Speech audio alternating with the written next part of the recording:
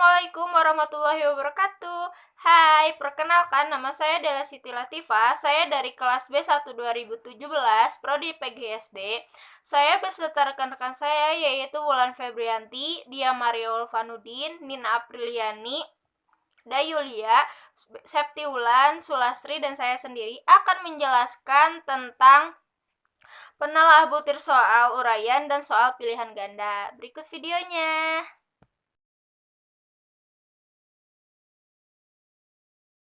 Assalamualaikum warahmatullahi wabarakatuh. Saya Wulan Febrianti. Di sini saya akan menjelaskan analisis butir soal secara kualitatif. Ada beberapa teknik yang dapat digunakan untuk menganalisis butir soal. Di antaranya adalah teknik moderator dan teknik panel. Teknik moderator merupakan teknik berdiskusi yang di dalamnya terdapat satu orang penengah. Berdasarkan teknik ini, setiap butir soal didiskusikan secara bersama-sama dengan beberapa ahli, seperti guru yang mengajarkan materi, ahli materi, penyusunan atau pengembangan kurikulum, atau yang lainnya.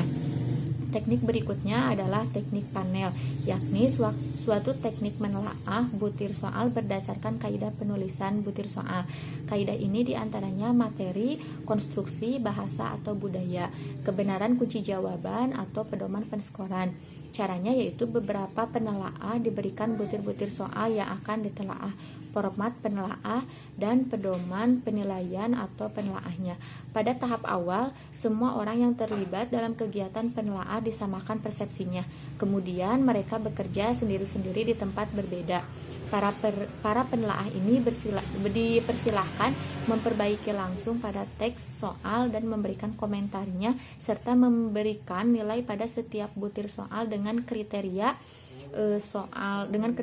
itu baik, perlu diperbaiki atau diganti. Dalam menganalisis butir soal secara kualitatif, pengguna format penelaah soal akan sangat membantu dan mempermudah prosedur pelaksanaannya. Format penelaah soal digunakan sebagai dasar untuk menganalisis setiap butir soal. Dan format penelaah soal yang dimaksud adalah format penelaah butir soal, uraian, pilihan ganda, tes perbuatan, dan instrumen non-tes. Berikut disajikan keempat format penelaah butir soal. Teman-teman bisa lihat di file makalah. Dan selanjutnya untuk analisis butir secara kuantitatif akan dibahas oleh Ibu Nina.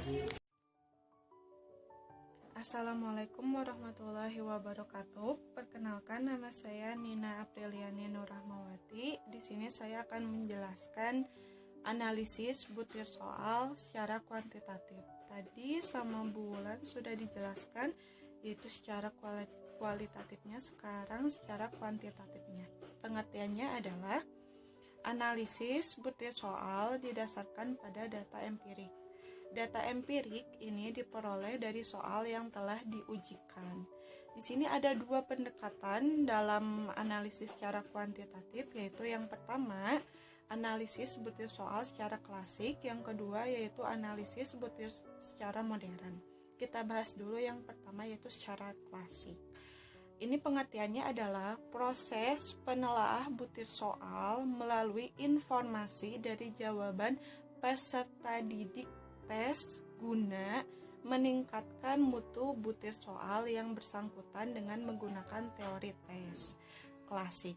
Aspek yang perlu diperhatikan dalam analisis butir soal secara klasik adalah setiap butir soal ditelaah dari segi tingkat kesukaran butir, daya pembeda butir, dan penyebaran pilihan jawaban untuk soal bentuk objektif atau fungsi pengecoh pada setiap pilihan jawaban, reliabilitas, dan validitas soal. Lalu yang kedua yaitu analisis butir secara modern. Tadi secara klasik, sekarang modern, yaitu penelaah butir soal dengan menggunakan item response theory atau disingkat dengan IRT, atau teori jawaban butir soal. Teori ini merupakan suatu teori yang menggunakan fungsi matematika untuk menghubungkan antara peluang menjawab benar suatu soal dengan kemampuan siswa.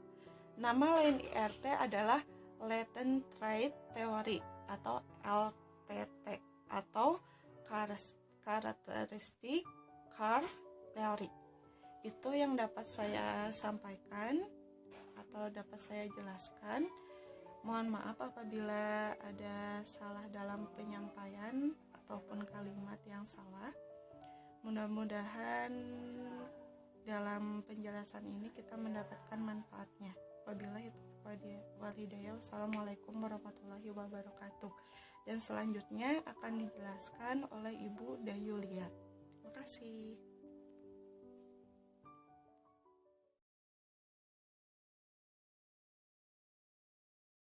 Bismillahirrahmanirrahim. Assalamualaikum warahmatullahi wabarakatuh.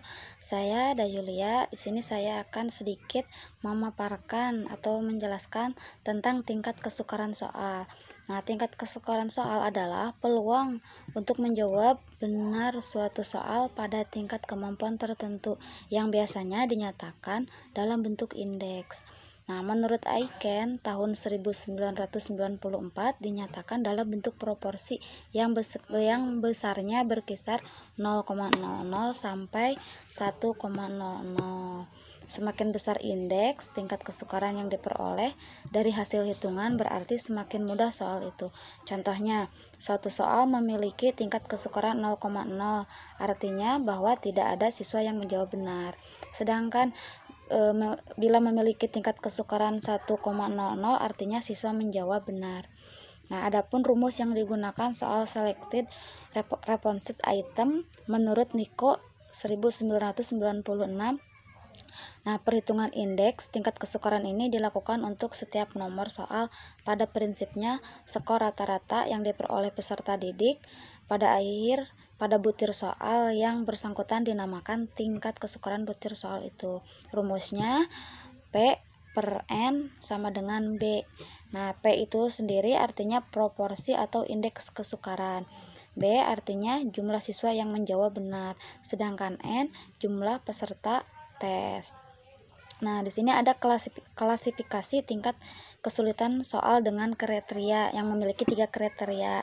Yang pertama 0,7 sampai 1,0 itu dinyatakan mudah, sedangkan 0,3 sampai 0,7 itu sedang, sedangkan 0,0 sampai 0,3 itu sulit. Nah, sekarang ada 2 kegunaan tingkat kesukaran bagi guru menurut Nico 1996, yaitu yang pertama sebagai pengenalan konsep terhadap pembelajaran ulang dan memberi masukan kepada siswa tentang hasil belajar mereka. Nah, yang kedua, memperoleh informasi tentang penekanan kurikulum dan mencurigai terhadap butir soal yang biasa. Nah, mungkin itu saja yang bisa saya sampaikan. Mohon maaf banyak kekurangan. Wassalamualaikum warahmatullahi wabarakatuh. Selanjutnya akan disampaikan oleh Ibu Septi. Terima kasih.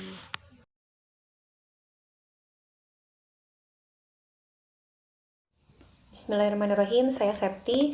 Saya akan melanjutkan poin yang sudah disampaikan sebelumnya oleh Bunda Yulia, yaitu tentang aspek yang harus diperhatikan dalam menganalisis butir soal secara klasik. Saya akan menyampaikan analisis butir soal ini dari daya pembedanya.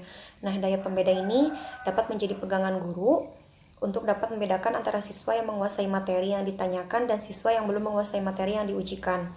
Daya pembeda juga memiliki 2 manfaat, diantaranya yang pertama adalah untuk meningkatkan mutu setiap butir soal melalui data empiriknya. Nah, jadi setiap butir soal itu dapat diketahui apakah butir soal itu baik, direvisi atau ditolak. Yang kedua adalah untuk mengetahui seberapa jauh masing-masing soal dapat mendeteksi atau membedakan kemampuan siswa. Apabila suatu soal tidak dapat membedakan kedua kemampuan siswa tersebut, maka butir soal itu dapat dicurigai kemungkinannya. Di antaranya, kemungkinannya yang pertama adalah kunci jawaban butir soal itu tidak tepat. Yang kedua, butir soal itu memiliki 2 atau lebih kunci jawaban yang benar. Yang ketiga, kompetensi yang diukur tidak jelas. Yang keempat, pengecohnya tidak berfungsi. Yang kelima, materi yang ditanyakan terlalu sulit sehingga siswa menjawabnya dengan menebaknya. Yang berikutnya adalah sebagian besar siswa yang memahami materi yang ditanyakan, mereka berpikir bahwa ada yang salah dalam butir soal tersebut. Setelah daya pembeda ada juga fungsi pengecoh. Fungsi pengecoh ini disebut juga sebagai distractor function. Nah, Fungsi pengecoh ini digunakan dalam bentuk multiple choice item atau pilihan ganda. Untuk setiap butir itemnya telah dilengkapi dengan beberapa kemungkinan jawab atau yang sering dikenal dengan istilah option. Option ini jumlahnya berkisar antara 3-5 buah, dan dari kemungkinan jawaban yang terpasang pada setiap butir item itu, salah satunya merupakan kunci jawaban atau jawaban yang benar. Sedangkan sisanya adalah merupakan jawaban yang salah. Nah, jawaban yang salah ini yang disebut dengan distractor atau pengecoh. Fungsi pengecoh ini dimaksudkan untuk mengetahui seberapa besar peserta yang tidak memiliki kunci jawaban pada bentuk soal pilihan ganda.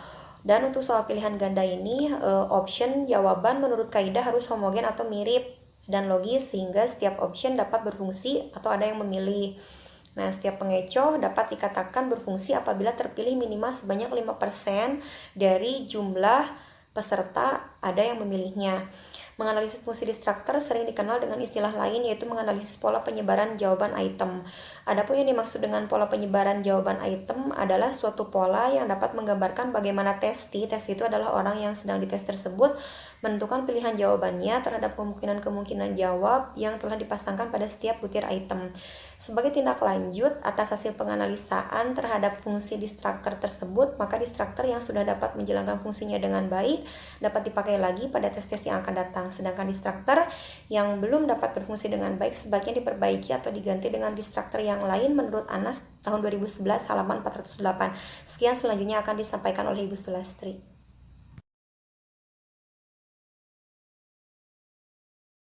Warahmatullahi wabarakatuh. Nama saya Sulastri, kelas B1. Di sini saya akan menjelaskan tentang rehabilitas dan validitas tes. Rehabilitas adalah tingkat atau derajat konsistensi dari suatu instrumen.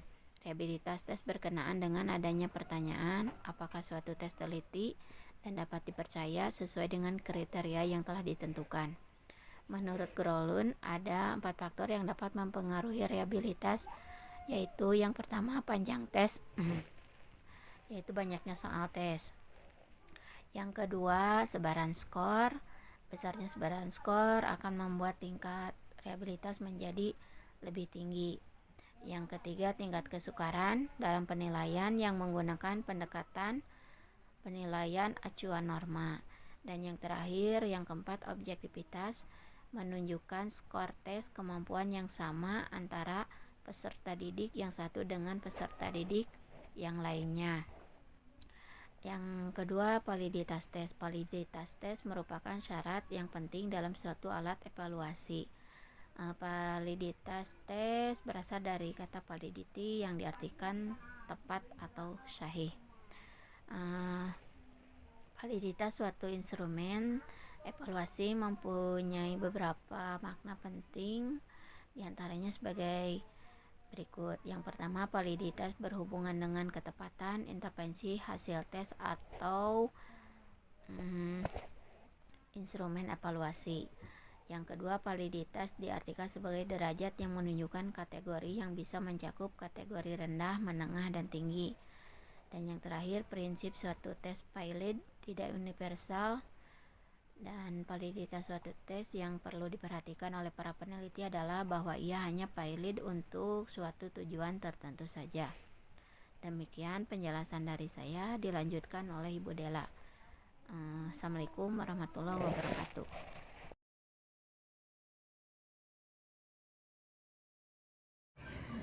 Assalamualaikum warahmatullahi wabarakatuh.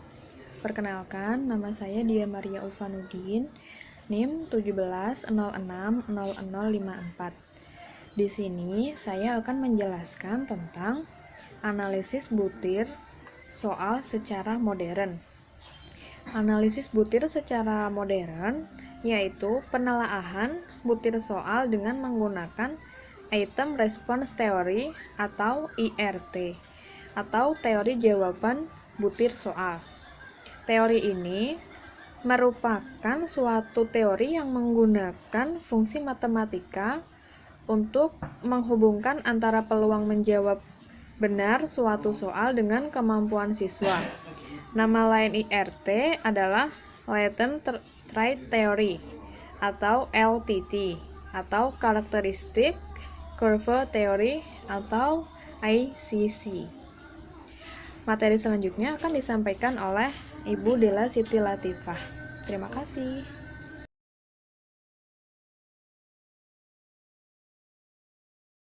Assalamualaikum warahmatullahi wabarakatuh. Perkenalkan, nama saya Della Siti Latifah. Ada beberapa manfaat analisis butir soal, yaitu yang pertama menentukan soal-soal yang cacat atau tidak berfungsi dengan baik. Yang kedua, meningkatkan butir soal melalui 3 komponen analisis, yaitu kesukaran, daya pembeda, dan pengecoh soal. Yang ketiga, meningkatkan validitas dan reliabilitas. Yang keempat, merevisi soal yang tidak relevan dengan materi yang diajarkan, ditandai dengan banyaknya anak yang tidak dapat menjawab butir soal tertentu. Sekian video presentasi dari kelompok kami. Mohon maaf apabila banyak kekurangannya. Wassalamualaikum warahmatullahi wabarakatuh.